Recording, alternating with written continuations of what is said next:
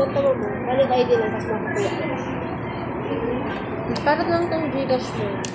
Saka nakaka-earn kayo ng points, ma'am, sa mga ginegosyo nito pagka may GoTime pay, ma'am. Then nag-offer din ito, ma'am, ng credit, ma'am. Yung buy now, pay later po ni GoTime. Once na-approve na kayo, ma'am. Magkano yung ganito? 130 na. Yun, ma'am, may points na kayo, ma'am. Wala namang ilalagay doon sa bangko. Sayang lang yung account. Yung ano. Ang transfer, ma'am, parang Gcash. Pang? Parang Gcash lang siya, ma'am. Transfer. Magandahan din nun, ma'am, si GoTime po. Meron siyang 20 free transfer every month din, ma'am. Halimbawa, si GoTime magka-transfer kay Gcash, Maya, or other bank. Meron kang 20 free transfer. Tapos po, meron kang... Magkano naman, let's say kung magkano naman yung pwedeng ilagay doon sa loob niya?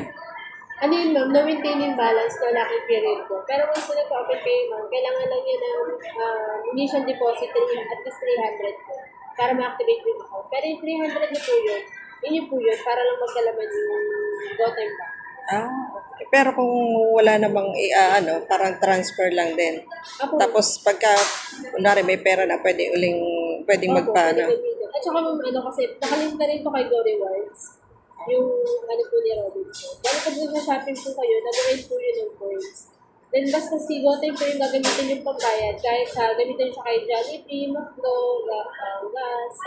Nag-earn pa rin siya ng points. Then kung may kamag-anak kayo abroad, meron din siya ng international code. Para kay GoTime na rin po ipapasok. Pwedeng Yes. Tapos ano ibibigay sa kanya? Account mo lang?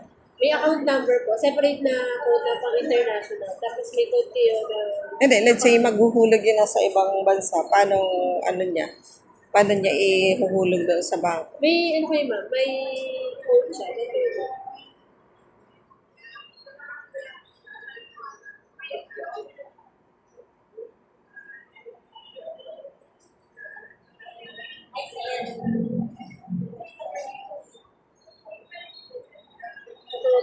Dito din ma'am, kasi savings din siya ma'am.